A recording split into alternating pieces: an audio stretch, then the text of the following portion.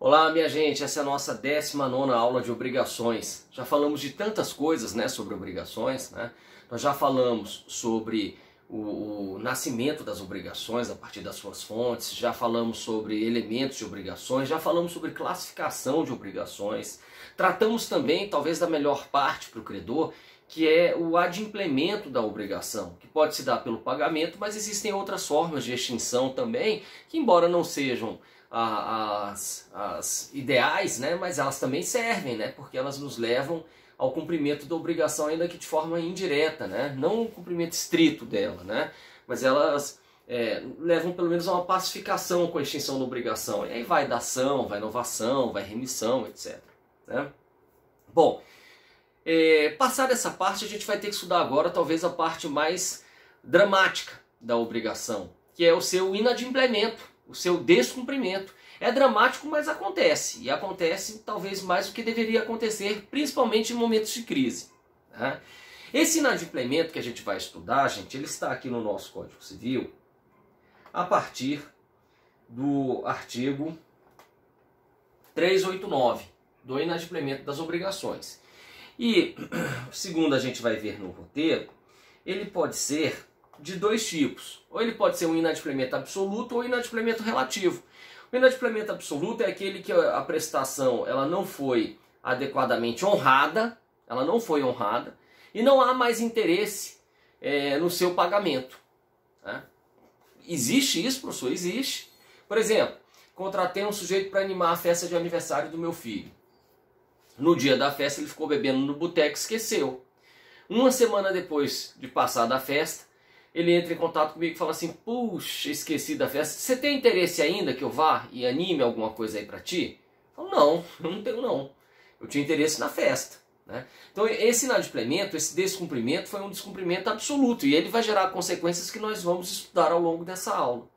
Mas existe talvez um inadimplemento mais suave, que é o chamado inadimplemento relativo. Nesse inadimplemento relativo, o objeto talvez ele não tenha sido prestado, ou tenha sido prestado de forma defeituosa, mas ainda há interesse na sua prestação adequada. Exemplo, o sujeito tinha que pagar uma dívida no dia 20, estamos, sei lá, chutando, no dia 25, e aí eu chego pro cara e falo assim: vem cá, você não está lembrado que você tinha que me pagar uma dívida não, no dia 20? O cara, ih rapaz, é mesmo, então pode pagar. Aí ele me paga e fala assim: agora acrescenta aí os encargos contratuais pelo atraso. O cara acrescenta, pronto. Eu tinha interesse ainda em receber? Tinha. Mas eu já tinha recebido antes de chiar com o cara? Não. Então havia ali um inadimplemento. Mas era absoluto? Não era absoluto, porque eu ainda queria receber a prestação. Era um inadimplemento, então, o quê? Relativo. No exemplo da festa de aniversário, eu não queria mais aquela prestação. Eu não tinha mais interesse nela, era desnecessária para mim. Mas eu estava com prejuízo no bolso. Esse inadimplemento é o quê? É um inadimplemento absoluto. E as consequências desses dois tipos de inadimplemento a gente vai estudar doravante. Agora, é importante que vocês saibam que esse estudo, principalmente dessa aula, vai nos remeter ao tema responsabilidade civil. Porque quando é descumprida a prestação, nós tínhamos aqui uma obrigação primária. O professor Cavalieri fala bastante disso.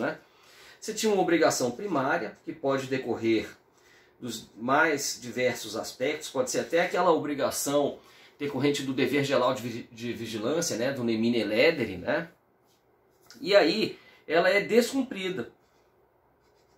E ao ser descumprida, vai nascer uma obrigação derivada, decorrente do dever de responder, que vai gerar responsabilização civil do devedor. Então, por exemplo, aqui, quando a gente estava no semestre passado, eu falei de ato ilícito. No ato ilícito havia a violação, o descumprimento do dever geral de vigilância, de cuidado. Eu dirigi no meu carro, bati no carro de outra pessoa. Esse descumprimento dessa obrigação primária, ou da obrigação primária na linguagem do professor Cavalieri, ou desse dever prévio, faz nascer uma obrigação derivada.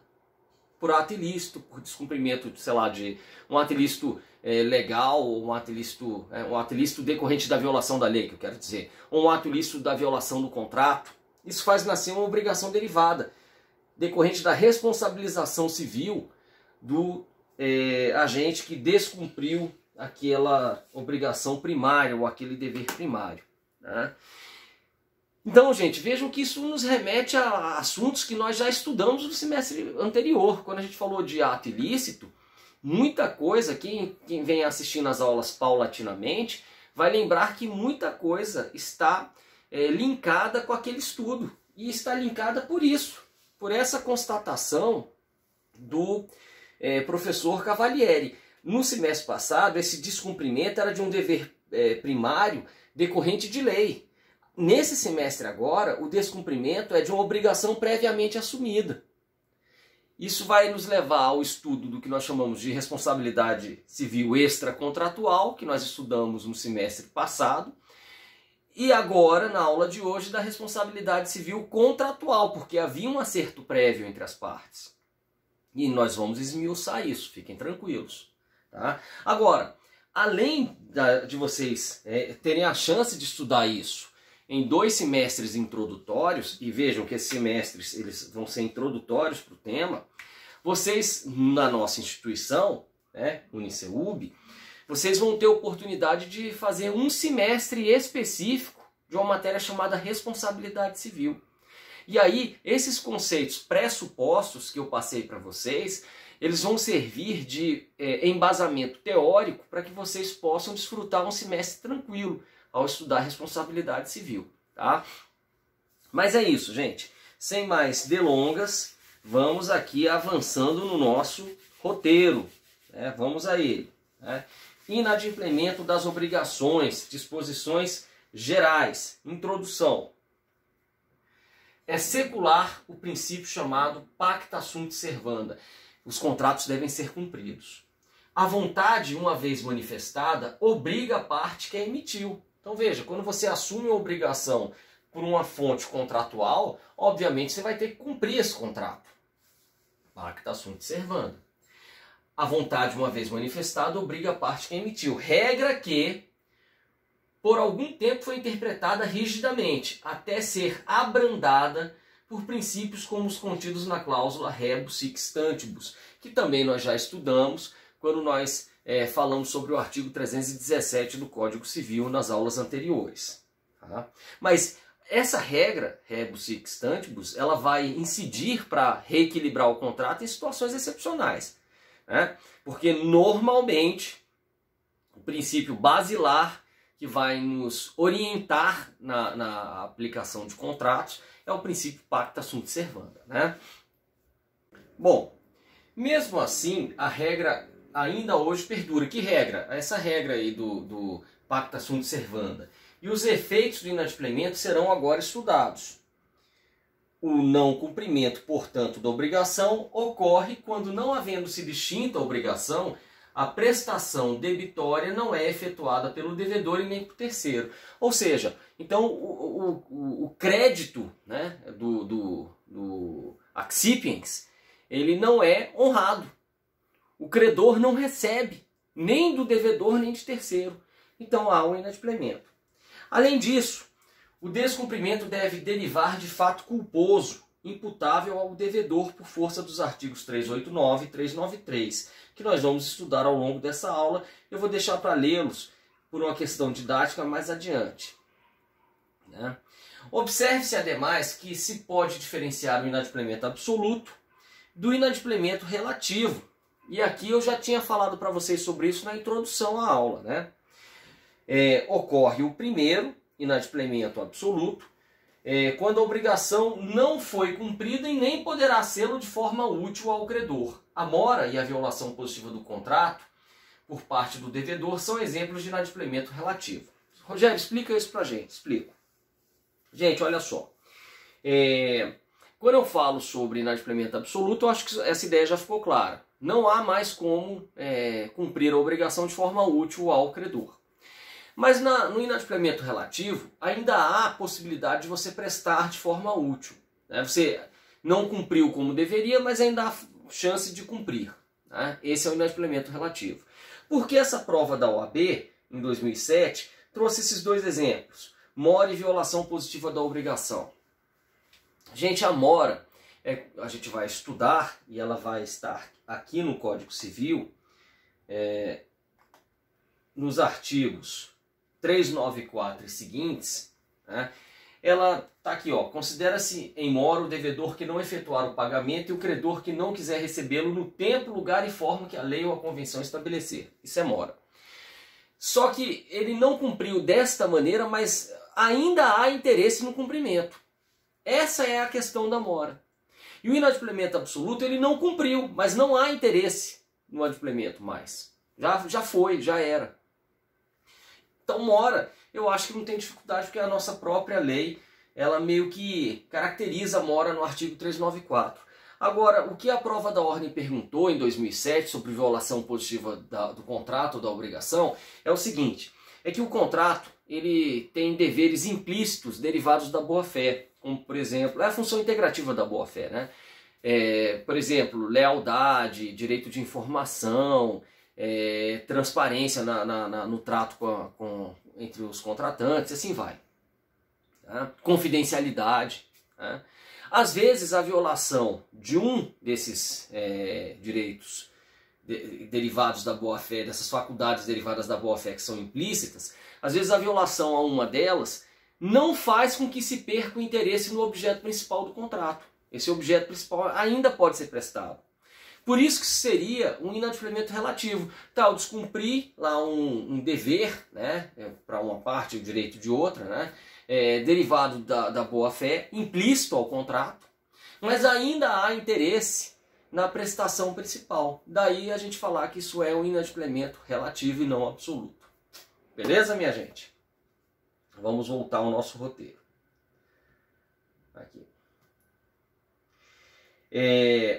Do inadimplemento absoluto.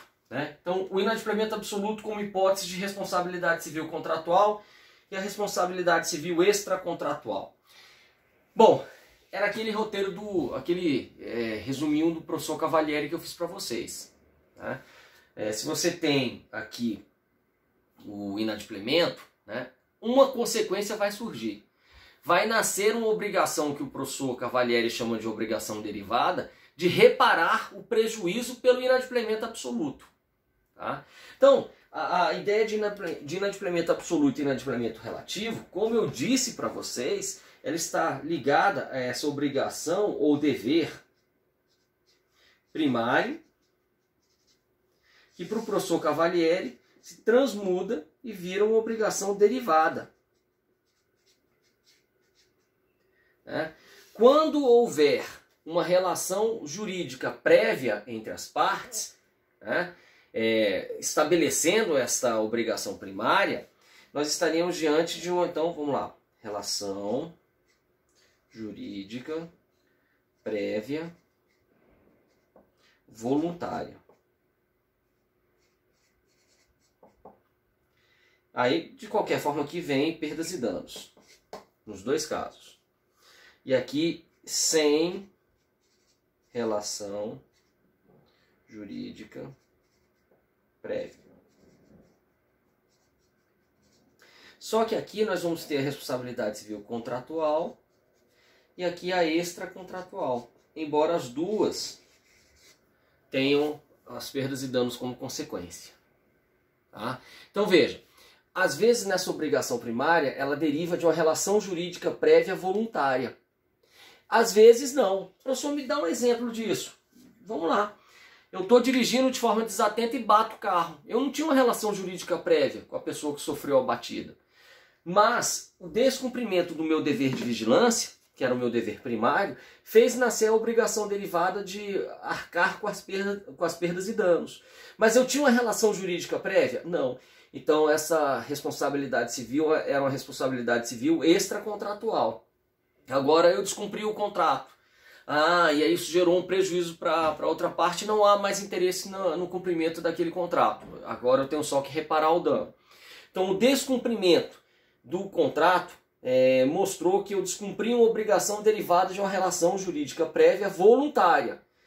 isso vai gerar perdas e danos numa responsabilidade civil contratual. Essa obrigação derivada vai ser inserida no estudo da responsabilidade civil contratual. Vejam, no semestre passado, quando a gente estudou atos ilícitos, a gente estava tratando basicamente de responsabilidade civil extracontratual. No semestre atual, que a gente está estudando obrigações, a gente está falando do relacionamento prévio entre credor e devedor, normalmente derivado de um contrato, nós estamos falando de responsabilidade civil contratual. Beleza, gente? Ah, e professor, existe diferença entre as duas? Tá aqui no roteiro e a gente vai chegar a elas. Tá? Então, a redação do artigo 389 pressupõe o não cumprimento voluntário da obrigação, ou seja, a culpa. Aliás, esse artigo é considerado fundamento jurídico da responsabilidade civil contratual, ao passo que a responsabilidade extracontratual ou aquiliana, ela foi estudada no semestre anterior, e a gente vai encontrá-la aqui, ó. Deixa eu abrir para vocês, Código Civil. Lembra-se do semestre anterior, quando eu falei de ato ilícito? Aqui, artigo 186. Aquele que por ação ou omissão voluntária, negligência ou imprudência violar direito e causar dano a outrem, ainda que exclusivamente moral, comete ato ilícito. E ele se complementa pelo artigo 927, que diz: aquele que por ato ilícito causar dano a outrem fica obrigado a repará-lo. Então, a combinação do 186 com 927 seguintes é o reino da responsabilidade civil extracontratual. E o artigo 389 vai tratar de responsabilidade civil contratual. Agora, é fato, gente, que mesmo que o artigo 389 seguintes trate de responsabilidade civil contratual, como os dois são responsabilidade civil, muitas vezes nós pegamos conceitos de um e aplicamos a outro. E a gente vai ver, por exemplo, nessa aula a gente vai falar bastante sobre juros. A história dos juros a gente acaba aplicando também a responsabilidade civil extracontratual no que couber, da forma como couber. Tá? Vamos voltar para o nosso roteiro que as coisas elas vão ficar mais claras ainda. Agora lembrem-se, vocês no CEUB vão ter um semestre inteiro de responsabilidade civil. Tá? Então façam essa matéria e façam bem, mas aqui eu estou fornecendo para vocês ferramentas básicas para que quando o professor de responsabilidade civil chegar lá e falar assim: o professor de fatos jurídicos, ele tratou com vocês o tema? Aí, cara, se alguém falar não tratou, ainda bem que está gravado agora no YouTube, para a posteridade. E o professor de obrigações, ele falou sobre responsabilidade civil contratual, que nós vamos tratar ao longo do semestre? Se vocês falarem também que não, viu? Vocês vão se ver comigo. Vamos lá. A grande diferença entre as modalidades de responsabilidade são adiante expostas. Primeiro, o ônus da prova. Gente, no ônus da prova, você vai ter que, na responsabilidade civil contratual, ele fica um pouco mais suave, porque você prova a relação jurídica prévia e prova o descumprimento. Quem vai ter que justificar o descumprimento é o devedor. Tá? Isso na responsabilidade civil contratual. Por quê? Porque já havia uma relação jurídica prévia e você provou o descumprimento. Né? Normalmente funciona assim. Tá? Alguns dizem que há uma certa inversão do ônus da prova aí, do ponto de vista lógico. Né? Aí depois, lá no semestre de responsabilidade civil, vocês vão se aprofundar ainda em outros aspectos aí sobre prova e responsabilidade civil. Talvez algumas nuances sejam diferentes, mas de uma maneira geral seria basicamente isso. Tá? Bom, a responsabilidade contratual tem origem na convenção, ao passo que a extracontratual tem origem na inobservância do dever genérico de não lesar a outrem, neminem ledere. Já tínhamos falado sobre isso. A capacidade na responsabilidade contratual é mais limitada, e isso merece alguma explicação. Por quê, gente? Porque para você ter responsabilidade civil contratual, você precisa ter previamente uma convenção, um contrato. Só que para você contratar, você precisa de capacidade, você precisa ser plenamente capaz. Tá? Então veja, se você é absolutamente incapaz e firma um contrato, esse contrato é nulo. Logo, o descumprimento dele não vai gerar a obrigação de reparar. Percebe como é que a coisa fica mais limitada aí? Agora, vamos para a responsabilidade civil extracontratual e pensa num molequinho de 10 anos que pega um porrete e quebra o vidro de um carro só para ver o vidro estilhaçar. né? Quebra o vidro do carro do vizinho só para bagunça, só pela bagunça. Bom, ele é absolutamente incapaz, só que os pais respondem por ele, entende? Se esse mesmo molequinho de 11 anos assinar um contrato e descumprir esse contrato, não vai haver responsabilização dos pais, porque o contrato é nulo. Então é nesse sentido que a gente diz que a capacidade na responsabilidade contratual é mais limitada, pois atos ilícitos praticados por menores ensejam responsabilização civil que poderão ser arcados pelos genitores. Agora, se o moleque pega então um porrete e quebra o vidro do vizinho, o pai vai pagar. Entende? Mesmo que ele seja absolutamente incapaz. Tá? Bom, quanto à culpa, a responsabilidade aquiliana se contenta com a culpa levíssima, algo não tão automático na responsabilidade contratual. Né? Enfim, porque realmente para você ter como a responsabilização na responsabilidade civil extracontratual, ela deriva normalmente de um ato ilícito. Né? E ainda tem isso, gente. Ainda tem isso. A responsabilidade civil extracontratual, ela pode ser objetiva. Né?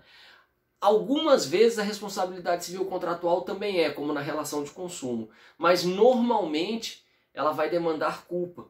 E essa culpa tem que ser uma culpa que leve em consideração a conduta do homem médio. Já a responsabilidade civil extracontratual, ela se contenta com a culpa levíssima, ou seja, você se descurar do mais sutil dever de cuidado, isso pode ensejar a sua responsabilização. Mas o professor de responsabilidade civil vai se aprofundar sobre esses níveis de culpa lá no semestre apropriado. Tá? Quem tiver mais curiosidade sobre isso, pergunte para mim. Tá? Inadimplemento absoluto. O inadimplemento absoluto nos leva à frustração da prestação e à necessidade da reparação civil por tal evento. Assim, a necessidade de indenizar se coloca. E aí, gente, de novo a gente vai tratar do tema responsabilidade civil. E vocês vão lembrar disso aqui, ó. Quando eu falei para vocês no final do semestre passado, as aulas gravadas estão aí de prova, sobre os elementos da responsabilidade civil. Lá, como vocês não tinham estudado ainda a responsabilidade civil contratual, eu não desci a esse nível de detalhe. Né? Eu simplesmente coloquei assim, ó. A responsabilidade civil ela tem os seguintes elementos. Eu tenho que ter agentes, conduta, dano, nexo causal entre a conduta e o dano e normalmente culpa. Né? Voltem lá que vocês vão me ver falando assim. Mas isso, aqui eu quero dizer que tanto na responsabilidade civil contratual quanto na extracontratual, né, na contratual derivada do inadimplemento absoluto, o dever de indenizar se coloca. E para o dever de indenizar se colocar, eu preciso desses elementos. Tá? Muitos deles estudados no semestre passado. Tá? Mesmo nas obrigações negativas, a possibilidade de cobrança de perdas e danos existe. Dispõe o artigo 390. Vamos lá. Nas obrigações negativas, o devedor é havido por inadimplente desde o dia em que executou o ato que se devia abster. Acrescente-se, e se causou dano, será obrigado a indenizá-los. O objetivo da indenização, frise-se, é a recomposição do patrimônio. Então você não vai só indenizar para punir, principalmente em dano material. Né? Você vai recompor o patrimônio do sujeito. Esse é o objetivo primordial. No dano moral ainda tem uma função levemente punitiva. Tá? Mas você leva em consideração primeiro minorar a dor da vítima no dano moral. E também, assim, também acidentalmente punir um pouco o sujeito para que ele não repita isso e não acabe por lesar direitos de personalidade de outras pessoas. Né? Então o objetivo da indenização, frise-se, agora, o objetivo normal é a recomposição do patrimônio do credor. Não por outro motivo, determina o artigo 944. A indenização mede-se pela extensão do dano. Então, gente, é matemático. O cara fez uma coisa muito nojenta, muito reprovável e me causou um prejuízo de R$100. Nossa, mas como ele fez uma coisa muito nojenta, eu vou poder cobrar mais do que os R$100 de dano material? Não. Se o prejuízo foi R$100, ele vai ter que me pagar R$100. Aí de dano moral, aí eu vou ter que analisar se além do prejuízo de R$100, algum direito de personalidade meu foi violado. Se não tiver sido, acabou. Vai ficar só nos R$100. Por mais que tenha sido reprovável a conduta do ofensor. Né? Agora, só uma exceção, que vocês também vão estudar mais detalhadamente lá em responsabilidade civil. Se houver excessiva desproporção entre a gravidade da culpa e o dano, poderá o juiz reduzir equitativamente a indenização.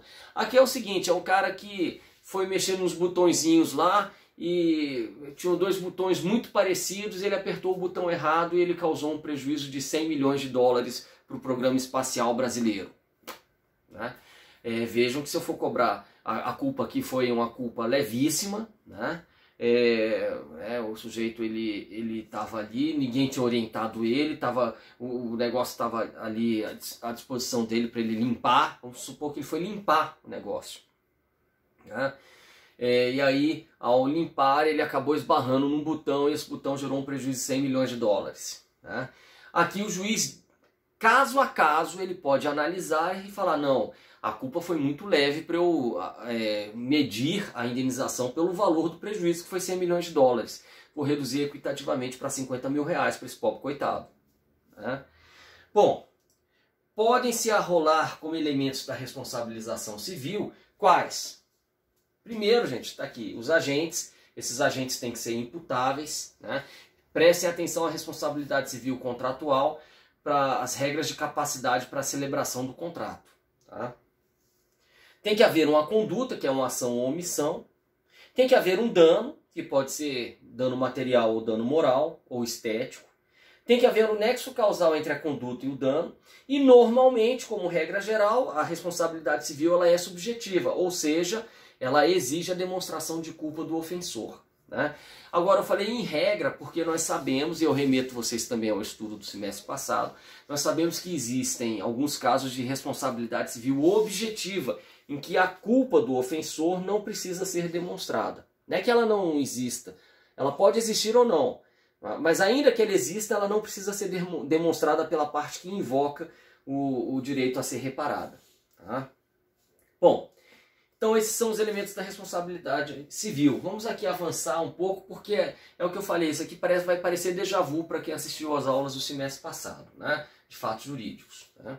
Então, podem se arrolar como elementos da responsabilização civil a conduta de agentes, o dano, o nexo causal entre a conduta e o dano e, em regra, a culpa. Aliás, para Agostinho Alvim, dano em sentido amplo, isso aqui principalmente para os pensadores mais antigos, o dano era só uma violação patrimonial. E depois é que veio a ideia de dano moral, principalmente depois da Constituição de 88.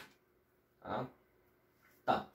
Dispõe, por outro lado, o artigo 402 do Código Civil o seguinte: salvo exceções expressamente previstas em lei, as perdas e danos devidas ao credor abrangem, além do que ele efetivamente perdeu.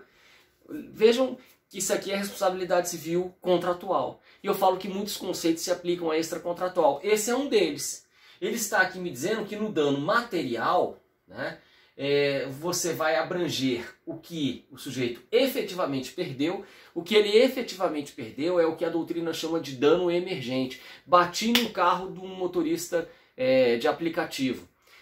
O conserto do carro é o que ele efetivamente já perdeu. Esse é o dano emergente. Ah, mas ele vai ter que parar o carro, deixar de rodar por 5 dias para consertar. Esse é o lucro cessante. É o que ele razoavelmente deixou de ganhar. Agora, cuidado. Lucro cessante não pode ser considerado uma coisa hipotética. Lucro cessante, esse exemplo que eu dei é o melhor para vocês enxergarem. Então, raciocinem sempre com esse exemplo para você pensar se é razoável falar em lucro cessante. Agora, raciocinem em outro exemplo que não é lucro cessante. Não é. Tá? Pode ser até perda de uma chance, mas não é lucro cessante. Perda de uma chance eu falei no semestre passado também. E quem tiver dúvida me pergunte, por favor. Vejam só. Um dano hipotético é aquele dano quimérico, aquele que poderia até vir a acontecer, mas não é provável que aconteça.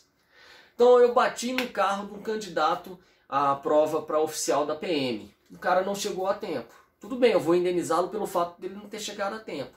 Mas eu não posso dizer que o prejuízo dele tenha sido o soldo que ele receberia até se aposentar. Não posso, porque eu não sei se ele vai passar na prova.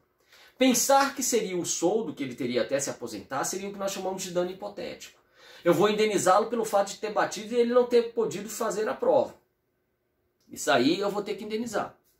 Mas eu não vou indenizá-lo pelo valor do soldo, porque aí já vira um dano hipotético. Tá certo, gente? Cabe esclarecer o que vem a ser dano emergente, lucro cessante, já fiz isso, deixando-se claro que o lucro cessante não pode ser confundido com dano hipotético, também já fiz isso. Lembremos que a reparação do dano não será completa se não forem honrados os juros devidos do descumprimento da prestação. Tá? E aí isso é importante, gente, porque também na responsabilidade civil contratual, o Código Civil, ele, depois que ele fala que o sujeito vai ter que ser indenizado quando for descumprida a obrigação, ele já remete o tema ao pagamento de juros. Porque ele diz assim, ó, pagar, indenizar, não é só pagar aquilo que tinha sido combinado, não. Você vai ter que pagar aquilo que tinha sido combinado e outras coisitas mais. Né? E são essas outras coisas mais que nós vamos começar a estudar agora, para que essa indenização seja completa, seja plena. Né? Artigo 389. Não cumprida a obrigação, responde o devedor por perdas e danos, mais juros e atualização monetária segundo índices oficiais regularmente estabelecidos e honorários de advogado. Esse artigo nada mais faz do que reproduzir a súmula 254 do STF, que inclui os juros na indenização, para dizer que ela só vai ser completa se houver juros moratórios.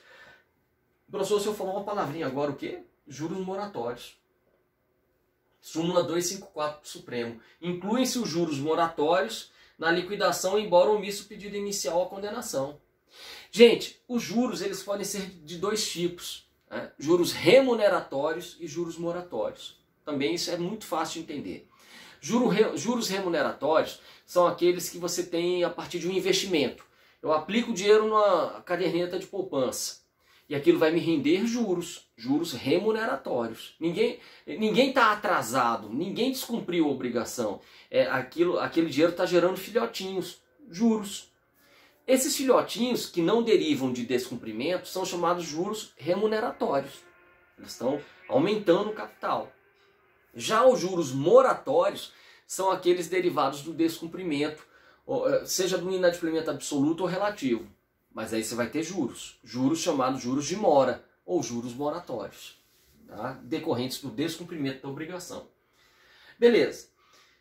Na mesma linha, o artigo 407 diz: ainda que se não alegue prejuízo, é obrigado o devedor aos juros da mora, que se contarão assim as dívidas em dinheiro como as prestações de outra natureza, uma vez que lhes esteja fixado o valor pecuniário por sentença judicial, arbitramento ou acordo entre as partes.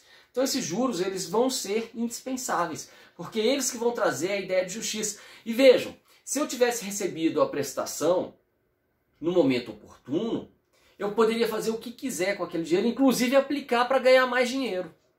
Como eu não recebi no momento oportuno, não adianta receber só o dinheiro agora. Eu tenho que receber o dinheiro atualizado e ainda juros para compensar aqui esse atraso ou esse inadimplemento absoluto. Aí entram os juros moratórios. Né? E qual seria a natureza desses juros? Tem muita gente que pergunta, esses juros seriam uma renda ou seriam uma indenização? Um pedaço da indenização? Mas vai falar, mas professor, por que essa discussão? Eu tenho 2 julgados aqui em que essa discussão se colocou. Porque o fisco, gente, olha só, às vezes a briga ela se arrasta por tantos anos na justiça que quando você vai aplicar os juros, esses juros já são 60% do valor do principal, 100% do valor do principal. Então a dívida era uma, mas com a inserção dos juros dobrou. Aí o fisco, ó, o olho do fisco crescendo. Nossa, dobrou. Eu vou cobrar imposto de renda disso aí, ó, tanto de juros. Né? E aí, quando o cara ia pagar imposto de renda, o olho do fisco cresce, mas o do contribuinte fala, não, peraí, meu amigo, não vai cobrar imposto de renda dos juros? Ah, mas esses juros estão muito altos. Mas estão muito altos porque a discussão na justiça se arrastou por muito tempo. Não, mas eu vou cobrar o imposto de renda. Não, você não vai, sabe por quê? Porque imposto de renda incide sobre renda, sobre uma remuneração, sobre um plus. Os juros moratórios, eles são a indenização, eles são a forma de me compensar por eu não ter tido o dinheiro na minha mão na hora certa. Isso não é renda, isso é uma indenização. Então você não pode, o nome do imposto não é imposto de indenização, é imposto de renda. Pode parecer bobagem, gente, mas esses dois julgados, eles trouxeram isso. E a conclusão, dois julgados que eu vou ler aqui, e a conclusão deles foi de que os juros moratórios, não, os remuneratórios, você pode incidir esse tipo de tributo. Mas os juros moratórios, e aí vocês vão perguntar para o professor de direito tributário. Tá. Mas os juros moratórios você não pode, porque eles têm um caráter não de renda, mas de indenização. A partir do artigo 404 do Código Civil, que diz: as perdas e danos nas obrigações de pagamento em dinheiro serão pagas com atualização monetária, ok, segundo os índices oficiais regularmente estabelecidos, abrangendo juros, custas e honorários de advogado, sem prejuízo da pena convencional. Parágrafo único. Provado que os juros da mora não cobrem o prejuízo e não havendo pena convencional, pode o juiz conceder ao credor indenização suplementar. Ora, se os juros eles podem ser complementados por indenização suplementar, significam que eles também são um tipo de indenização. E significa aí que não pode incidir imposto de renda. A grande importância do artigo é nos fazer compreender a natureza dos juros moratórios. E aí eu trago dois julgados, em que eu vou resumir porque eles são muito longos, mas a briga era essa. O físico fala assim: deixa eu tributar aí esse dinheiro que depositaram na justiça aí do autor, para o autor, depositaram muita grana para o autor, deixa eu cobrar aqui imposto de renda. E aí o autor dizia: tudo bem, você pode cobrar imposto de renda sobre o principal, mas sobre os juros não, meu amigo. Os juros, eles são indenização. Né? Indenização não pode ser tributada não, isso não é renda. E a discussão era essa, tá certo, gente? Um julgado do TRF da 4ª Região e um do STJ. Tá? O do STJ, para ficar mais claro para vocês, é esse aqui, RESP 103-7452 Santa Catarina. Depois vocês leiam, porque pegando um deles só você já entende a ideia toda, né? 103-7452, Santa Catarina. Tá? Bom, ainda sobre juros de mora, entabulamos outros debates. Vejamos o que preceitua o artigo 406 do nosso Código.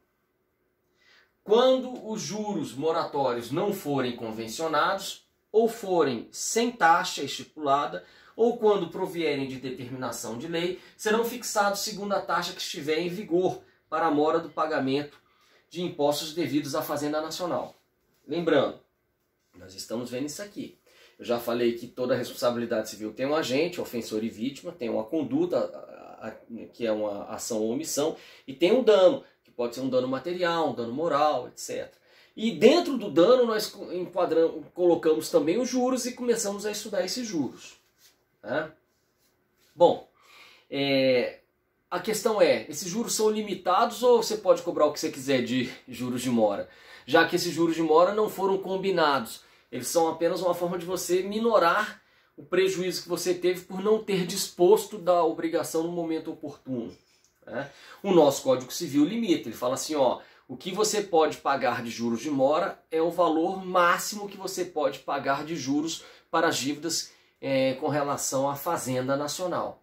E aí, gente, os tribunais começaram a discutir qual é esse valor. É o 1% que o Código Tributário Nacional fala, ou é a Selic? É uma taxa específica fixada, né, para balizar, né, os juros que devem ser cobrados, né, dívidas do Estado, etc. Resumo da ópera também, os tribunais, quando eles são chamados a opinar sobre o tema, eles falam assim, olha, os juros de 1% ao mês, não. Calcule aí Selic. Ah, mas para calcular Selic eu preciso de um contador. Se vira, arruma um contador e calcula. Agora, isso é quando dá briga, viu, gente? Quando os tribunais são chamados a se manifestar. Porque se eles não são chamados a se manifestar, normalmente quando o credor ele vai executar a sentença, o cara mete lá 1% ao mês e o juiz não costuma reclamar. Cabe ao devedor falar assim, epa, pera lá, 1% ao mês está muito alto, vamos calcular quanto é que fica a Selic. Agora, só para você impugnar, não vai impugnar só no grito não. Chame um contador, peça para ele calcular qual a diferença entre a taxa de 1% ao mês e a taxa Selic e esperneie para que prevaleça a taxa Selic. Os tribunais eles aceitam. Mas se o credor ele falar assim, olha, eu vou cobrar aqui os juros de 1% ao mês, porque o Código Tributário Nacional fala em 1%, eu vou cobrar 1% ao mês porque ao ano fica 12%, não é nem usura.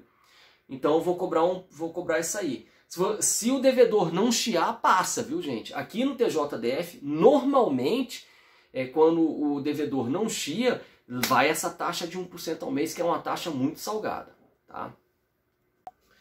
Gente, agora, superada a questão dos juros, quanto ao nexo causal, tem-se que o artigo 403, por sua vez, impõe, né? Ainda que a inexecução resulte de dolo do devedor, as perdas e danos só incluem os prejuízos efetivos e os lucros cessantes por efeito dela direto e imediato, sem prejuízo do disposto na lei processual. Gente, nexo causal é o vínculo que une a conduta ao dano, ou seja, é aquele vínculo que diz o dano decorreu da ação ou omissão do agente ofensor. Tá? Se fosse só isso ia ser simples, né? Mas existem alguns debates sobre quando é que eu posso dizer que o dano decorreu da conduta do agente. Por exemplo, existem 3 teorias, né, aplicáveis ao nexo causal. Eu expliquei essas teorias lá atrás, quando eu falei sobre ato ilícito, mas cabe aqui apenas uma repetição delas para aqueles que ainda não estudaram. Essas 3 teorias, elas podem partir da mais ampla para a mais restrita. Tá? Talvez a mais ampla é essa aqui, aquela que é mais condescendente para entender que houve um nexo causal, né? E vai chegando até a mais restrita delas. Tá? Essas 3 teorias são a mais ampla. A mais ampla é a teoria da equivalência das causas, ou equivalência das condições.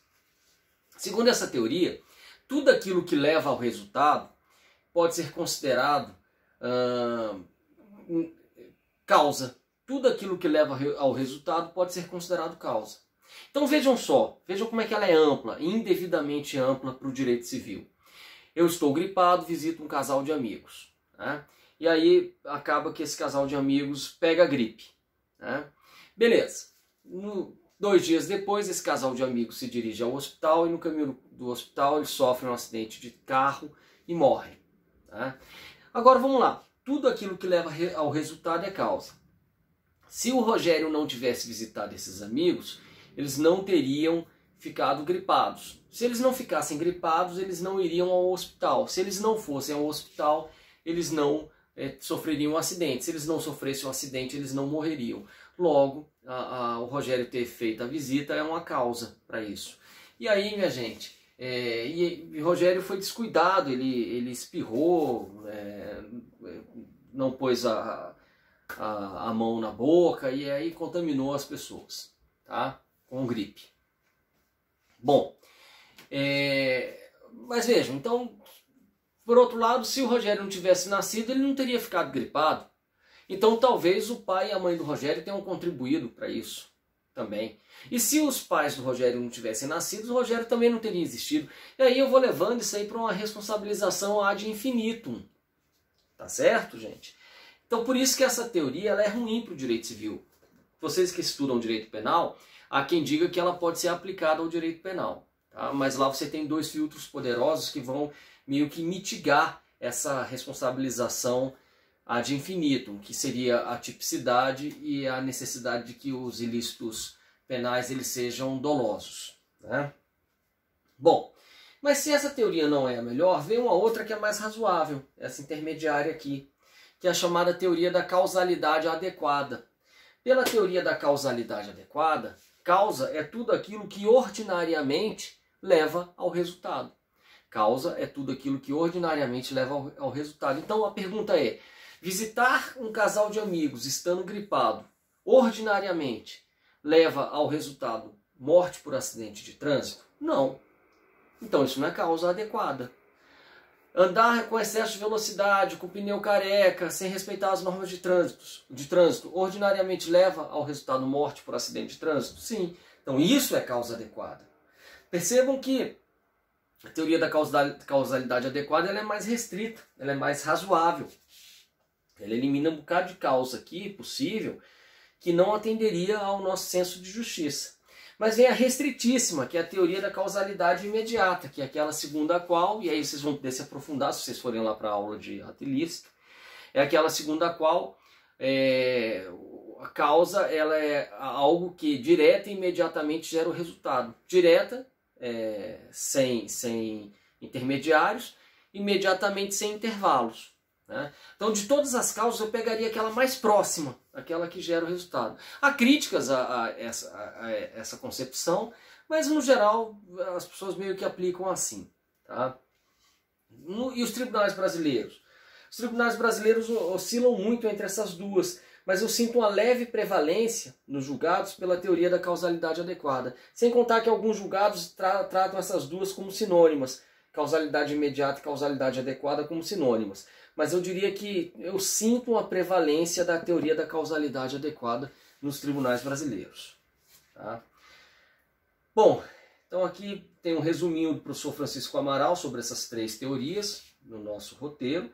Eu fui mais, eu diria, cuidadoso, né? Me estendi mais, eu diria isso. Eu me estendi mais ao tratar dessas teorias lá em fato jurídico, então quem tiver dúvidas pode buscar o semestre de fato jurídico e ver com mais calma aquelas aulas. Tá? Seguindo, aqui nós temos também outros dispositivos, né, que nos dizem o seguinte: fato, porém, a ser observado é o que determina o artigo 391, que nos diz: pelo inadimplemento das obrigações respondem todos os bens do devedor. Né? Enfim, aqui a indenização ela vai ter que ser executada de alguma forma. Né? E aí os bens do devedor é que vão responder. Agora lembre-se que dentro desses bens existem bens impenhoráveis, como por exemplo a casa do sujeito, os instrumentos de trabalho. Né? Enfim, esse artigo consagra o entendimento de que as punições corporais tem perdido lugar para as sanções patrimoniais no direito às obrigações, ou seja, o que responde por descumprimento de obrigação é patrimônio, não é o corpo. Exceção feita para as dívidas de alimentos no direito de família que podem gerar prisão civil. Né? Contratos benéficos e onerosos. O artigo 392 dispõe que nos contratos benéficos responde por simples culpa o contratante, a quem o contrato aproveite, e por dolo, aquele a quem não favoreça. Nos contratos onerosos, responde cada uma das partes por culpa. Olha aqui o elemento culpa, já acabamos o nexo causal, vamos para o elemento culpa. Então a culpa ela é uma regra geral na responsabilidade civil, inclusive na responsabilidade civil contratual. Há exceções? Há exceções. Mas como funciona a ideia de culpa? Aqui é culpa em sentido lato. Nos contratos onerosos, realmente basta que haja culpa no sentido lato para que haja o dever de reparar. Exemplo, negligência, imperícia e imprudência. Nos contratos gratuitos, benéficos, aí você vai ter que provar daquele que faz a liberalidade que houve dolo. Então assim, eu vou doar meu carro para o Pedro. No caminho para levar o carro para essa doação, né, eu capoto o carro, né, por um acidente. Porque eu dirijo mal. Né? Culpa.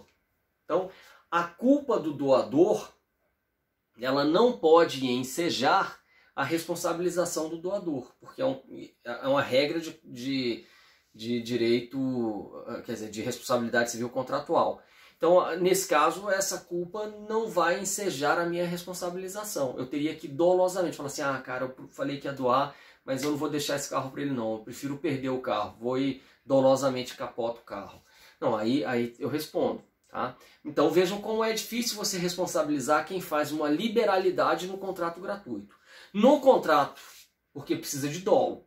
No contrato oneroso, basta culpa. Aí que pode envolver negligência, imperícia, imprudência ou dolo, que pode ser o direto ou eventual. Tá? Bom, quanto ao inadimplemento fortuito, o que se vem aqui nesse pedaço da aula é apenas para se dizer que você pode afastar, quebrar o nexo causal se o inadimplemento for fortuito. Tá? O que é isso? É um inadimplemento decorrente de caso fortuito ou força maior. Lembre-se que para você afastar o dever de reparar, se você conseguir quebrar qualquer um desses elementos, normalmente você afasta o dever de reparar. Mas o que a doutrina mais bate e às vezes se estende mais para nos ensinar a afastar é o nexo causal. E uma das formas de se mostrar a quebra do nexo causal é pelo caso fortuito e pela força maior. São os únicos? Não. Você pode afastar nexo causal também falando que houve fato de terceiro, falando que houve fato da vítima, né? Isso também afasta. Sem contar que o caso fortuito ou força maior, muitas vezes eles se enquadram dentro da ideia de fato de terceiro também. Tá? Gente, quanto a caso fortuito e força maior, nós temos aqui o artigo 393 que diz o quê? O devedor não responde pelos prejuízos resultantes do caso fortuito ou força maior se expressamente não se houver responsabilizado por eles. Ou seja, eu posso no contrato dizer que eu vou responder mesmo que haja caso fortuito ou força maior afastando o meu dever de cumprir a obrigação. Posso fazer isso? Posso. Tá? Não é muito inteligente, mas eu posso. Parágrafo único. O caso fortuito ou de força maior verifica-se no fato necessário cujos efeitos não era possível evitar ou impedir. Gente, então vejam só. Primeira observação. Existe diferença entre caso fortuito e força maior? Lá, eu também remeto vocês lá para o estudo lá de fato jurídico presente em distrito, em que eu trago as mesmas citações que eu coloco aqui, dizendo, ó, a doutrina oscila muito para falar o que é caso fortuito e o que é força maior. Né? Eu, Rogério, trato os dois como sinônimos e faço até mesmo por conta disso aqui. Ó. O caso fortuito ou de força maior, né? Normalmente quando o Código Civil se refere a um, ele se refere ao outro. E os efeitos são os mesmos. Então eu acabo tratando os dois como sinônimos. Tá? Mas há quem trate diferente? Há. Se você pegar aqui, Carlos Alberto Gonçalves ensina que o caso fortuito é empregado para designar fato alheio à vontade das partes, mas derivado de atuação de terceiro, ao passo que a força maior diz respeito a acontecimentos naturais inevitáveis. Cavalieri, ele usa outro critério. Ele diz que o caso fortuito pode ser caracterizado quando se tratar de evento imprevisível e por isso inevitável. Mas se ele for só inevitável, ainda que previsível, como são os fatos da natureza, a gente chama de força maior. Já Clóvis Bevilacqua, ele diz que o caso fortuito é aquilo decorrente de força física ininteligente, portanto da natureza, e a força maior ela é humana. Tá? Que meio que inverte o conceito do Carlos Roberto Gonçalves, se vocês forem ver aqui. Mas tudo bem, gente, para mim isso não importa tanto. O que importa para mim é que eu trato os dois como sinônimos. E lembrando o professor Orlando Gomes, eu me preocupo mais em dizer quais são os requisitos para eu invocar a ocorrência de um caso fortuito ou de força maior. Quais são os requisitos para isso? Os requisitos estão aqui. A linha A. Né? A linha A.